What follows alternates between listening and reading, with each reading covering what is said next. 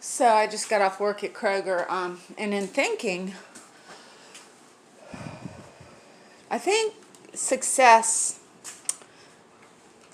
can come to all. I do. I think that with the United States and our educational system and the connections and the resources, that in focusing on us, Mr. Gates, for a while and get the inner cities and the poor people on a track that will be beneficial to our country for education. We're going to have more resources to go out and creativity in our schools to solve these issues. I mean, it's amazing what you're doing.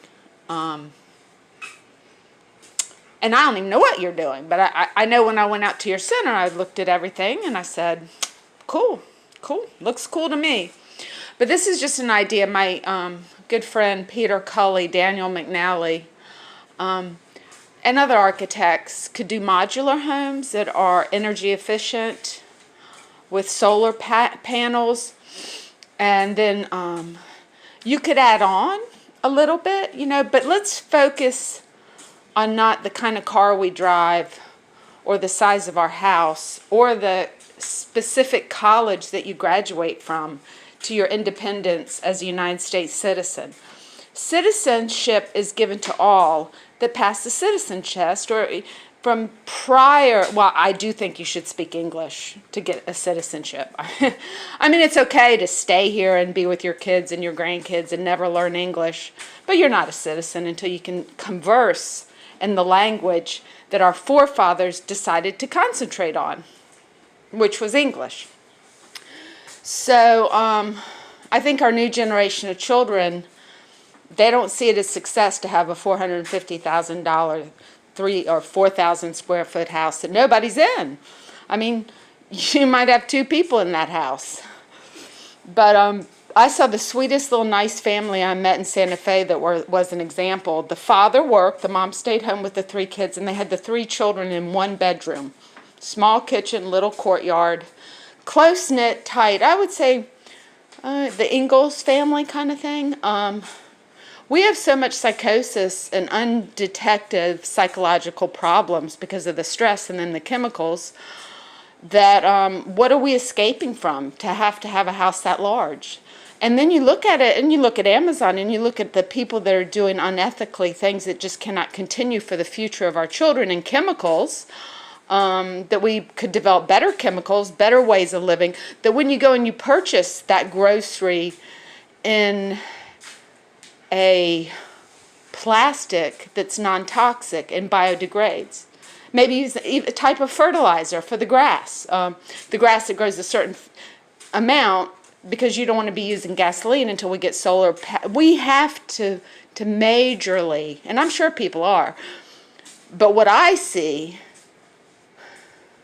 well, I read Emerson, and then I studied Van Gogh, Rousseau, African history, which I would like to know more of. I think we need to promote that more, find out what the written language was, and do as much of a study of Africa that we can that we did in Europe, because they migrated, and they went through Greece and Rome, and then they went up to France and Belgium and Gaul, and Alicia, which was my family's name, turned to Ellis.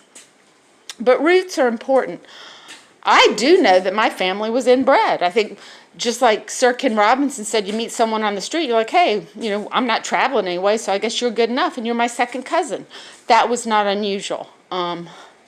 Nowadays, the families look at that differently, and so did I. But so small houses built just beautifully crafted by people that are craftsmen. Well, let's train. Let's bring it back. Let's sell that stuff. Let's put the money in the pocket of the artisan that builds your table and your counters and your things that are meant to last because they're wonderful quality. Why would you buy something that you're just going to throw away? It just doesn't make sense. And we don't really honor that in our system of antiques. We honor things that were built to last. The genetics that we put forward into the next generation of human beings needs that. They need to know their quality. And even though we have vast numbers of people and nobody hardly is dying in childbirth except for in third world countries, but in America and Europe, so to speak, and China, most of China. But where are we going to start? We need to start correcting where the United States is missing. So I would say craftsman's home with solar panels. You know, it's a big deal. Say that house cost $100,000 and you bought a piece of land, whether or not you want 200 acres or a quarter acre, you know, that's up to the individual.